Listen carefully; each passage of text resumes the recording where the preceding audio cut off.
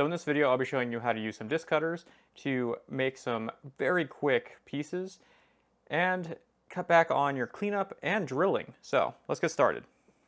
Okay, so I'm going to go over just the circle one first, and then I'll show you some stuff with the oval one, but the circle one is a lot more versatile for different things. So that's why I'm starting here. So in the kits that you would get, basically this is everything that would come besides the hammer, unless you order the hammer with it, which is an additional fee, but well worth it instead of having to go find another hammer. Speaking of that, you have to use a brass mallet hammer thing like this, or you will start marring up the ends of these, or in some cases you can, I guess, shatter them, because this is hardened steel and you're hitting it with more hardened steel and it tends to be brittle and shatter or chip.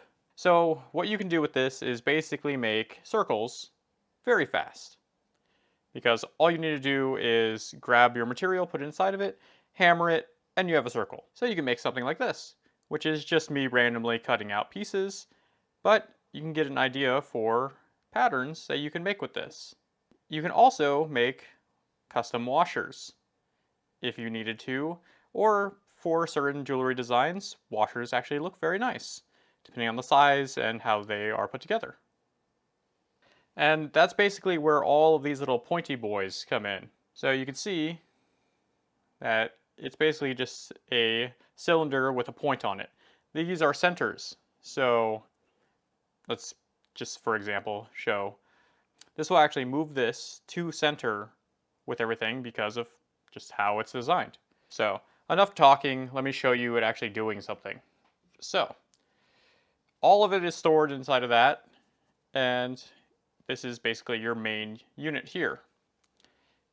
It is spring loaded, so you unscrew the middle and it will start to separate.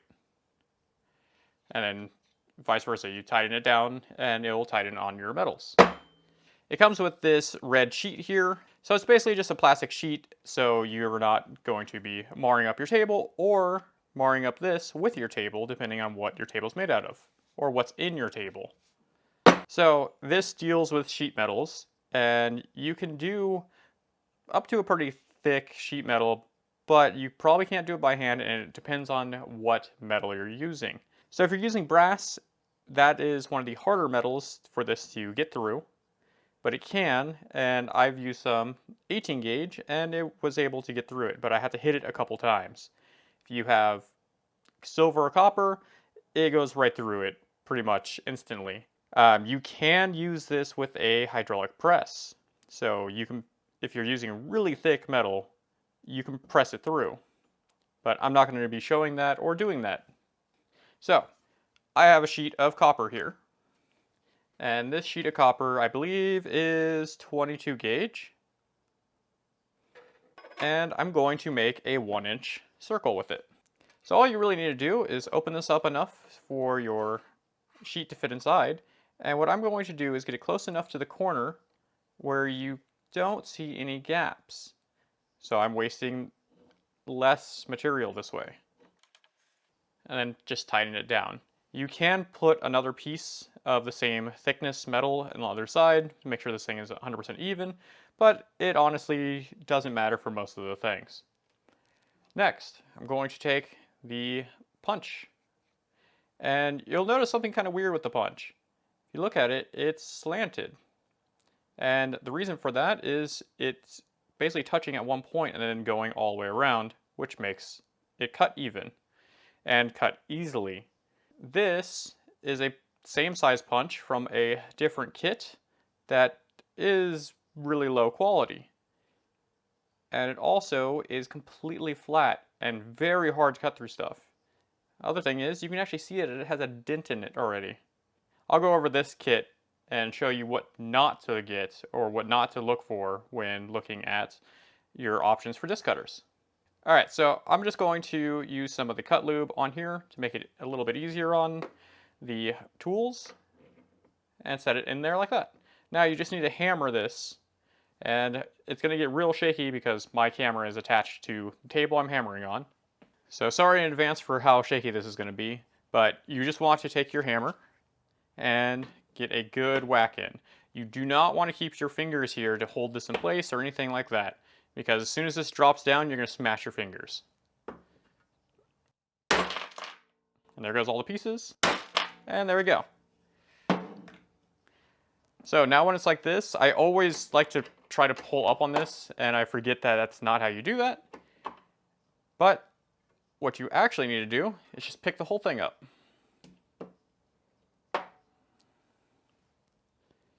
And there we go. We have a perfect circle in a couple seconds. And then to release your actual metal, just unscrew the top and pull it out. And you can see it left a perfect circle behind too, which I could have got a little bit closer at the top here, but that should be fine. So now that I have this little circle here, you can do some other things with it, like if we wanted to make it into a moon shape. So all I'm going to do is take it and put it back into here. The problem with this is you can't really get your fingers in there to move it. What I found is if you have a small metal ruler, or you can use the actual metal that you cut it out of to move it around. I'm just going to use my little ruler and my finger and try to get this in there like that. So I can see what my moon shape is going to look like based on the outside here, and this is the same size hole that I cut this out of. So I'll just do that and then do this again and then just hit it with the hammer. And yeah, that time it pulled straight out, but normally just pick up the entire thing. Like I said, I have a really bad habit of just pulling these straight up out of it. So as you can see, this is not a moon. So you have to release this. And there we go. You could basically just clean up the edges on this a little bit because it will have a tiny burr, but any type of polishing will take that off. And you have a perfectly cut moon in seconds instead of putting a stencil on your metal and sawing this out and then having to clean it up and make sure the curve is good. So that's one very useful thing. So another thing is, say I need a hole in this. Okay, so another thing is, imagine I need a hole in this, about right here. Well, if I wanted it to be a 3mm hole, which is the smallest this can do, I can just place this in here. The only problem with that particular one is lining this up with that hole is very hard. But I think I got it. If not, it's a practice piece, but it'll get it across what I'm trying to explain. So that's in there. So I'm just going to take the smallest one. There you go. You have a perfect hole in it. And you can do this as many times as you like throughout the entire thing to add pattern, or just the one time so you can put a jump ring through it. It's really up to you. So when it comes to making washers like this, let me show you how that's done. So what I'm going to do is take my metal and find the smallest hole that I want for this, and then do that one first.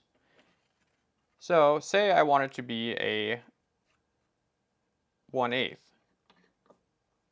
or 3mm hole. I do that first.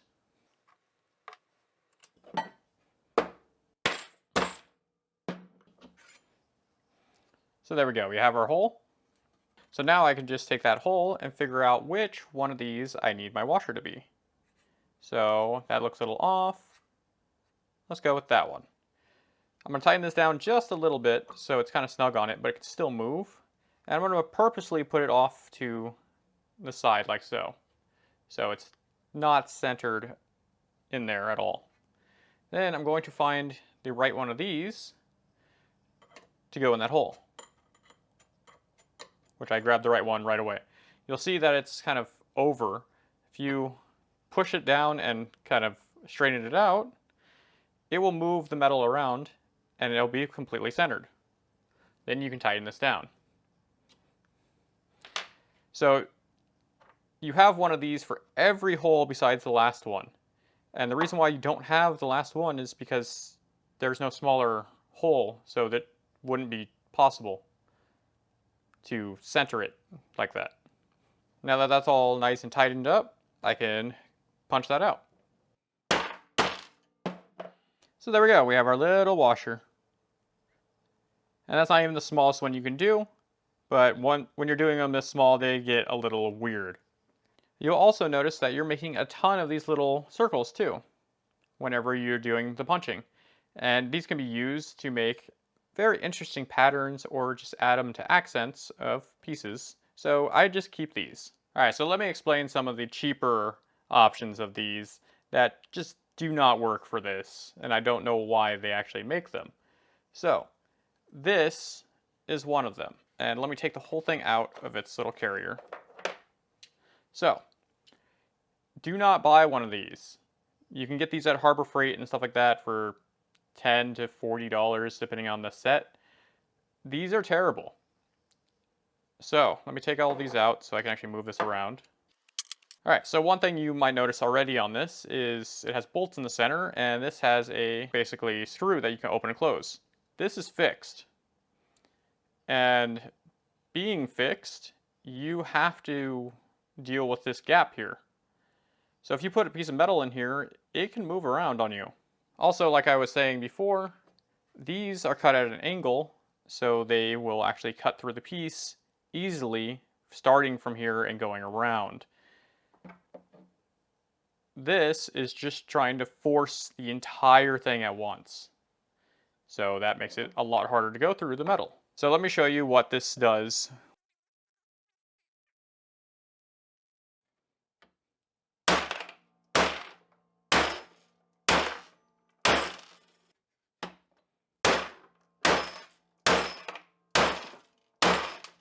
So as you can see, it's not really doing all that much yet. And if you look on the bottom, it's starting to go.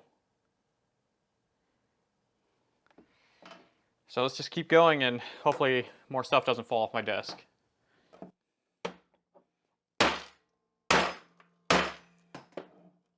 All right, there we go.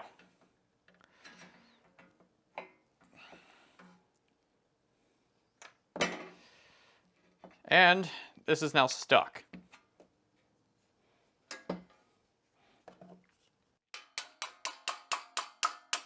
So if you look at the metal here, this is the one done with the Pepetool, and this is the one done with the random generic one. It actually bent the metal up because there's so much of a space there, and it skipped here a little bit.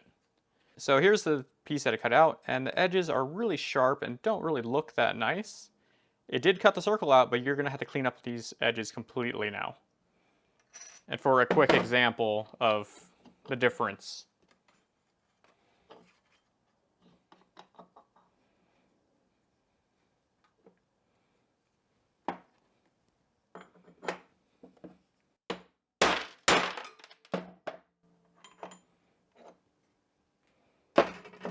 So, big difference in how much work goes into it and then how much cleanup is needed afterwards. So, yeah, don't buy the cheap ones unless you are ready to do a bunch of cleanup and get some like bent pieces out of it. The other thing too is, see how close you can get to an edge and it still cuts it out perfectly? You cannot do that with the other one. It will just start folding it under. So here's our oval setup, and this is good for cutting out pieces for setting stones or making rings that need a large oval or exact oval, and these are in common sizes. So it's the same design as the circle one. They have an angle in them to cut really nicely. It's used exactly the same as the other one, but I will cut one out just to show you. Now let's go with the biggest one. So I'll just take the biggest cutter, make sure it fits that hole, which it does. Then run the lube over it. And just set it in there like so. And then just hit it with a hammer.